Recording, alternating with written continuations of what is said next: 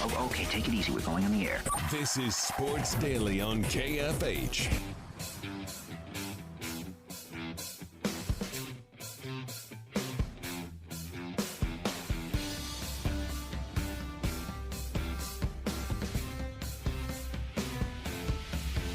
All right, welcome back, everybody. It is Sports Daily. Congratulations to Michael going to the Wind Surge on us. Have a good time there. Thanks for listening, as Jad says in the message. We appreciate it. We'll give away some HTO as well throughout the show here today.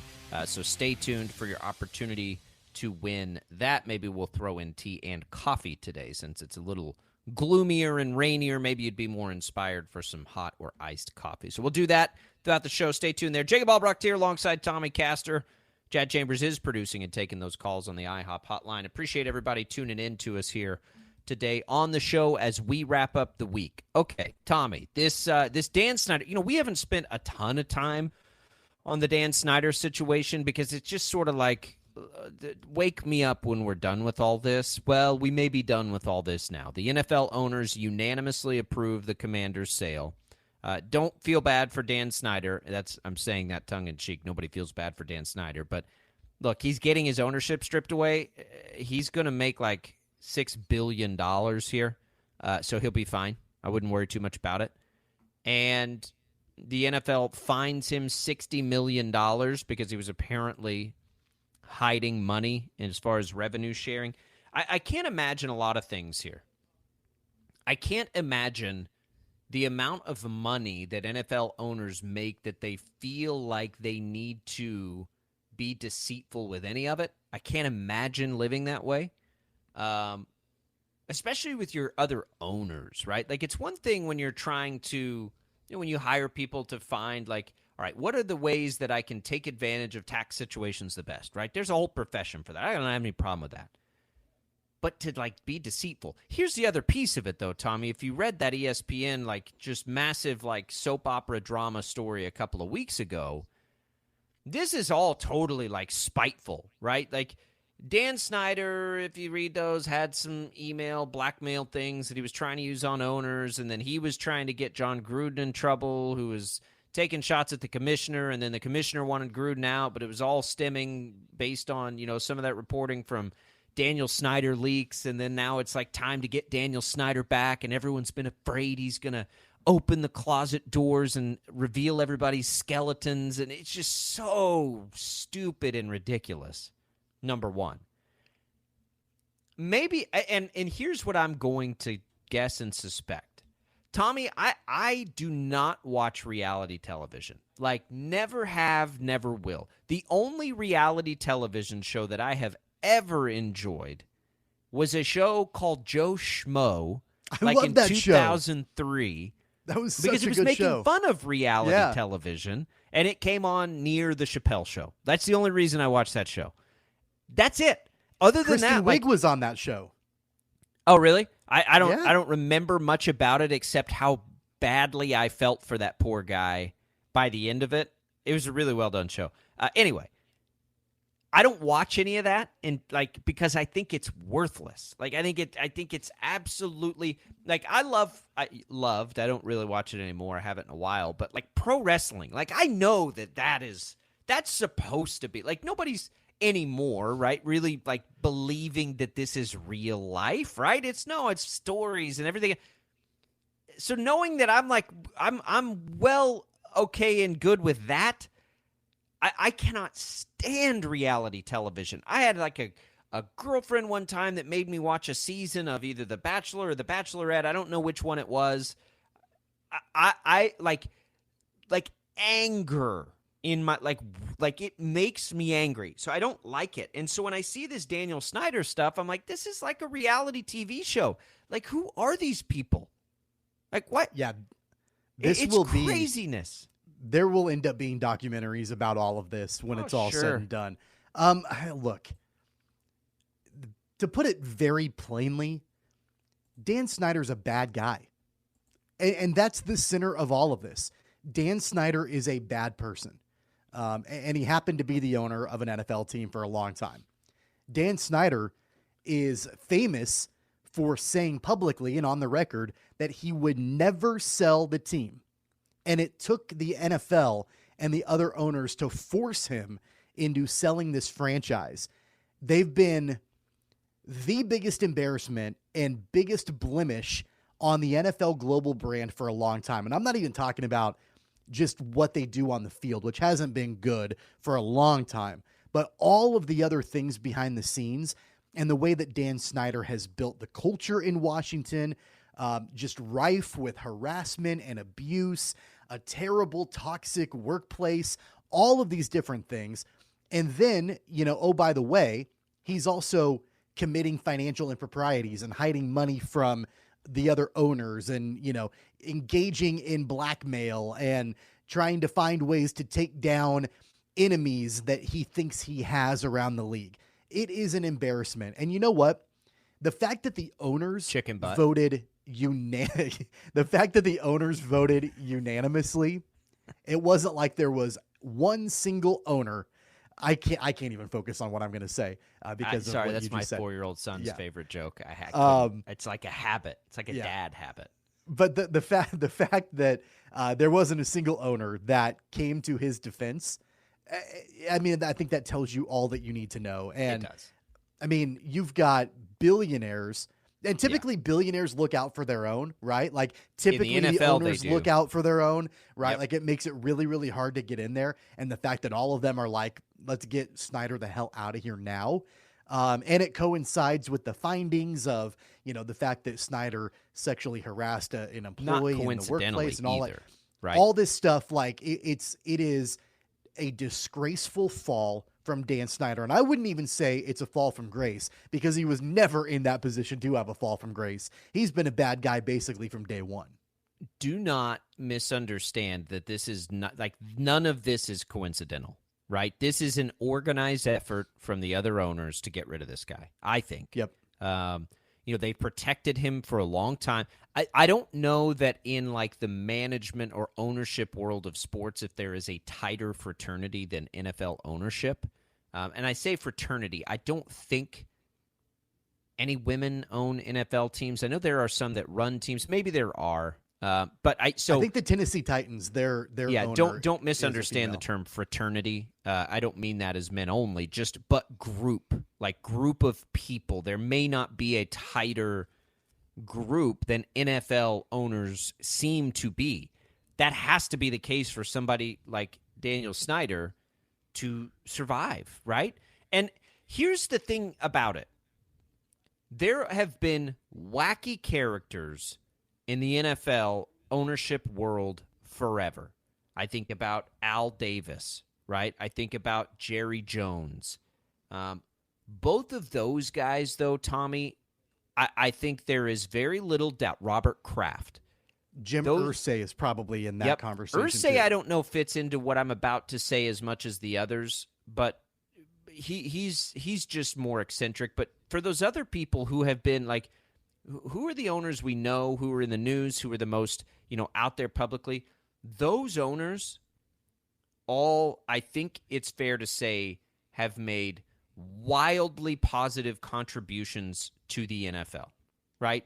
Like Jerry Jones, say what you want about Jerry Jones, in totality has made the NFL a stronger brand. There's no question he has. Al Davis did the same thing, right? And Al Davis was like the renegade and still did it.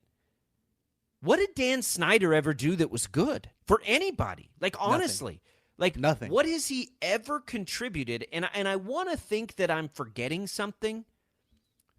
What has he ever done to contribute? And I don't think it's anything either, not that I can remember. And that's what makes it so interesting that he's been so protected for so long. You say Dan Snyder's a bad guy, but like, what is the blackmail he could roll out there, right? Right. Everybody in that world has skeletons. I mean, some of them we have seen reports about, Jerry Jones, whatever.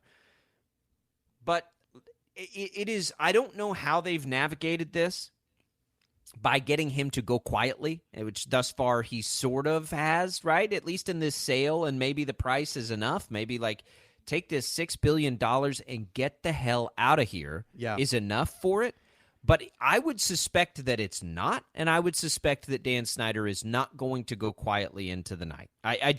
There's nothing about Dan Snyder and his history of public life that would tell us that's going to happen. I think at some point he counterpunches here, and it's going to be a mess for the league. Well, I have no doubt in my mind that he would have gone kicking and screaming had there not been this sexual harassment claim that happened. Maybe because, so. I mean, keep in mind, like Dan Snyder has had allegedly all these blackmail stories and accounts or whatever from other owners, Roger Goodell. I mean, you name it. Like he claims he has it, right? And I think that if he didn't have this sexual harassment claim hanging over his head right now, that's been corroborated, and the findings that came out yesterday basically substantiated those claims in the account of the sexual harassment, then I think he could easily release all of these other blackmail accounts and say, hey, I'm a pretty good guy compared to all these other people that are doing these terrible things, and here's my proof on that. Well, now he looks like a hypocrite if he comes out and he releases all of these stories, and he's got his own set of issues that, extend far beyond the actual owning of the team and anything financial. Like, this is Dan Snyder as a person, and the allegations of sexual harassment, it has nothing to do with the team and all of that. This is him being a bad guy, right? So you may be right. He may come out later and, drop bombshells and whatever, but it's almost like I think now that he's gone and he's no longer an owner and he no longer holds that power anymore. I had a boss one time. We were talking about a guy that he had left his job. He was disgruntled. And he would go on social media and he would just like day after day just bash the company and just, had all these grievances that he was airing out publicly. And I remember my boss saying, don't pay any attention to it. This guy it's basically like he's in a hole in the ground and you're walking by and you hear some faint noise and you look around and you're like, where's that noise coming from? And you keep on walking. Like, that's basically what Dan Snyder is now. Like, he doesn't have any power anymore. He doesn't get to say he's an NFL owner anymore. It's just going to be noise. And hopefully, if that day comes and he decides to release everything, unless they're like legitimate claims that need to be investigated, I just hope people ignore him and, just forget that he even was a part of this. I don't think that's possible. I mean, there are ownership rumblings all over the place. Like it is a powerful group of people. It is a very, very, very, very, very rich group of people. The return on investment is as good as like anything that there is. And Daniel Snyder to me feels like too much of a linchpin to just go quietly. And I mean, Jerry Jones has plenty of sexual misconduct allegations over the years, right? Like Dan Snyder's not the only one. Now, corroborated is, a key word that you said there. Because, I believe that Jerry Jones's have been dismissed or delayed, whatever. Yeah. I don't like reality TV, so when I watch football, I want to watch football, right? The documentary that's happening on Netflix now, Quarterbacks, that's interesting to me because it is real life, right? That's sort of like look behind the curtains I am somewhat into. But I'll tell you, the second, and it won't do it, I don't think. I've only watched 3 episodes. But like the second that documentary would like veer into the Jackson Mahomes situation on the Mahomes deal, I would not be as interested. Like I just don't have much interest in that part of like the gossip culture, whatever. Like, I want to know about Patrick Mahomes, the football player, the dad, the husband. Like, the other stuff I don't really care about as much. And so these stories, like this Dan Snyder thing, it's like, God, like, why are we caring so much about it? I guess, one, and it blows my mind, this other world that exists. And as much as it seems like it would be so much fun to own a sports team, and I think that it would it be? Like, would it be? Here's the question I would ask. And I just, like, this is off of the cuff right now. Would you rather be the owner of an NFL team or just do something else and have the money to basically be as involved as you want to with the NFL team. Like, season ticket holder can always get the best seats or have a luxury box or whatever we think would be cool about it.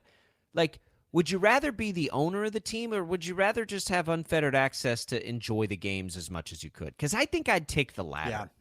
Yeah. I mean, I think it comes down to, if you have a good team around you, potentially to handle all the stuff for you. I don't know. The one other point I want to make about Dan Snyder before we wrap this up. We talked about he's a bad guy. We talked about all the terrible things that he's done in the 25 years he's been the owner of the Washington Commanders. He bought the team in 1999 for $800 million. He sold it yesterday for $6 billion. And the fact that there's been controversy after controversy after controversy, and he's going to be widely regarded as a failure as an NFL owner, the guy significantly profited with a failure of a franchise. Make that make sense in your mind. Pays to be rich. Pays to be rich. It's a lot easier to make a whole lot of money when you already have a whole lot of money. Yeah, I'll tell you that. And the other thing about Daniel Snyder, they've sucked on the field. Like, they haven't won anything. Like, so for me, I'm like, oh, good. Let's get him out of there and see if these poor fans can actually get a relevant, organization going here. I do feel for long-suffering fans, even when they play for a rival team, if I'm a Cowboys fan. Like, I hate that for them. 869-1240, the IHOP hotline. Will come back. More Sports Daily.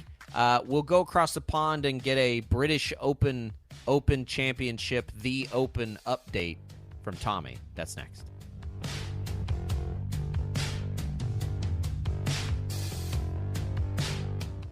For 25 years, Stamps.com has made mailing and shipping easy.